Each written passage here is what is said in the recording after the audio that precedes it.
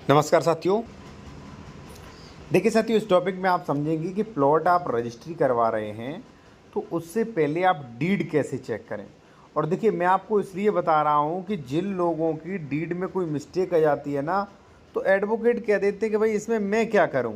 ठीक है, आपने भी तो डीड देखा था, मैंने आपको भी दिखाया था, मिस्टेक है तो मैं क्या करूँ। तो वहाँ पे कई प्रॉब्लम साथियों आती हैं। जैसे मान लीजिए कई बार क्या होता है, दाखिल खारिज नहीं होता है उनका। ठीक है, कई बार रेक्टिफिकेशन कराना पड़ता है, कई बार तो रजिस्ट्री कैंसिल हो जाती है। तो ये तमाम अगर चीज़ आप अब बचना चाह रहे हैं धोखाधड़ी से और आप चाहते हो कोई मिस्टेक ना हो, तो आपको मैं कुछ जानकारी दे रहा हूँ, वो आप खुद भी चेक कर सकते हैं साथियों। ठीक है, तो चलिए वो जानकारी क्या है वो आप जान लीजिए। और देखिए, मैं एक चीज़ आपको बता दूं साथियों, अगर आप कोई कानूनी सलाह लेना चाह रहे हैं किसी भी मैटर पे, बेहतर कानूनी सलाह, या कोई डॉक्यूमेंट चेक करवाना चाह रहे हैं, या आप कोई भी प्रॉपर्टी खरीद रहे हैं, वहाँ पे आपको डॉक्यूमेंट चेक करवाना कि ज़मीन सरकारी तो नहीं, डबल रजिस्ट्री, अंश से अधिक विक्रय, सेक्शन 98/43, तो ये चीज़ें आप चेक करवा सकते हैं। कॉन्टैक्ट नंबर वीडियो की डिस्क्रिप्शन में मिल जाएगा साथियों। अब देखिए साथियों, सबसे पहले क्या है वो आप जान लीजिए। सबसे पहले तो साथियों ये आपको अब ई स्टाम्प निकलता है, वो ई स्टाम्प चेक करना है। ई स्टाम्प में सबसे पहले साथियों क्या चेक करें, सबसे पहले चेक करें आप आर्टिकल। ठीक है, आर्टिकल कौन सा है, तो यहाँ पे आर्टिकल डला होगा, आर्टिकल होगा 23।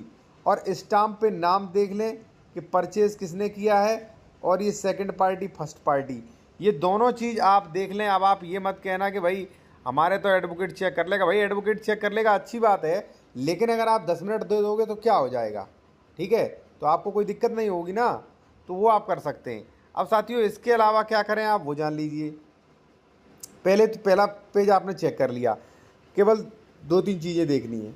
सेकंड में साथियों क्या आपको देखना है कि सर्टिफिकेट नंबर क्या है। देखिए सर्टिफिकेट नंबर देख लीजिए, यहाँ पे जो सर्टिफिकेट नंबर डला है वही इस पर पड़ा है कि नहीं। सर्टिफिकेट नंबर और बैनामा का कीमत देख लीजिए कि कितना लेन देन दिखाया गया है। और देखिए, मैं यहाँ पे आपसे कहूँगा कि अगर पैसा जो है चेक से या मान लीजिए बैंक से आप ट्रांसफ़र कर रहे हैं या नगद दे रहे हैं तो सावधान रहें, कॉन्ट्रैक्ट एक्ट के नियमों का पालन करें, वरना रजिस्ट्री कैंसिल हो सकती है। मैं आपको धमका नहीं रहा हूँ, क्योंकि कई बार जो कॉन्ट्रैक्ट एक्ट है उसका ये नियम है कि बिना प्रतिफल की संविदा शून्य होती है। इसके बाद साथियों विकृत रकबा आपको चेक कर लेना है, रकबा कितना है। और देखिए रकबा जो भी हो स्पष्ट मेंशन होना चाहिए, ऐसा नहीं कि 1/4 और 1/5 1/12 करके मेंशन कर रहे हो, नहीं, उसका जितना रकबा हो स्पष्ट मेंशन होना चाहिए।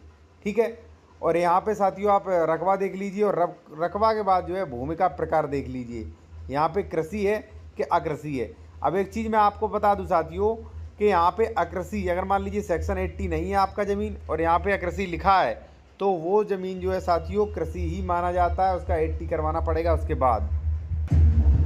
अब देखिए साथियों इसके बाद क्या करना है थोड़ा मैं आपको बता दूं। इसके बाद आपको देखिए ये जो आप ये चीज़ें आपने चेक कर ली, उसके बाद आप देखिए यहाँ पे परगना और तहसील और ज़िला देखिए, और ग्राम। अगर साथियों आपका मौजा गलत हो गया कभी भी दाखिल खारिज नहीं होगा, पूरी रजिस्ट्री को आपको फिर से संशोधन कराना पड़ेगा। और देखिए जैसे मान लीजिए आपने क्षेत्रफल यहाँ देख लिया, तो क्षेत्रफल कई जगह लिखा होता है, 4-5 जगह, तो 4-5 जगह देखिए। ठीक है, इसके बाद साथियों आप ये देखिए संपत्ति विवरण क्या है। ठीक है, संपत्ति विवरण क्या है, तो संपत्ति विवरण में देखिए खाता संख्या आपका स्पष्ट है कि नहीं, घाटा संख्या स्पष्ट है कि नहीं, और क्षेत्रफल स्पष्ट है कि नहीं, बहुत ज़रूरी है। उसके बाद फिर से संपत्ति का क्षेत्रफल देख लीजिए।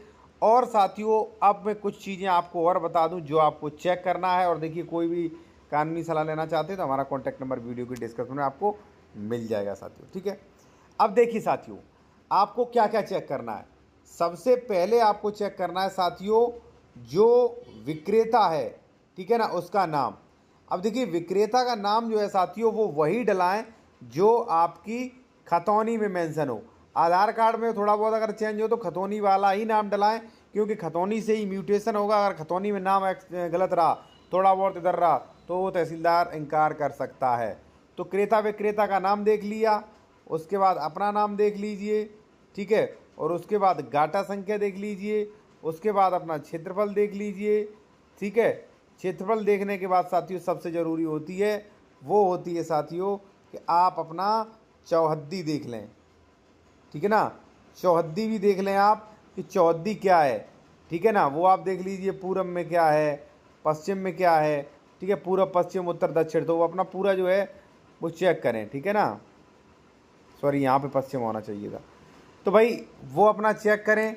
और इसी के बाद ज़मीन खरीदें, वरना जो है आपको बड़ा मिस्टेक आ जाएगा। यहाँ पे देखिए मैंने 10वें पेज आपको समझाए थे, फर्स्ट, सेकंड, थर्ड, फोर्थ, 5, 6 जो भी पेज हैं वो मैंने आपको बताने की कोशिश की। आप इतनी चीज़ें चेक कर लीजिए, कोई दिक्कत नहीं होगी। और देखिए अगर आप कोई कंसल्टेशन, कोई भी कानूनी सलाह लेना चाह रहे हैं तो हमारा कॉन्टैक्ट नंबर आपको वीडियो को डिस्क्रिप्शन में मिल जाएगा। साथियों धन्यवाद।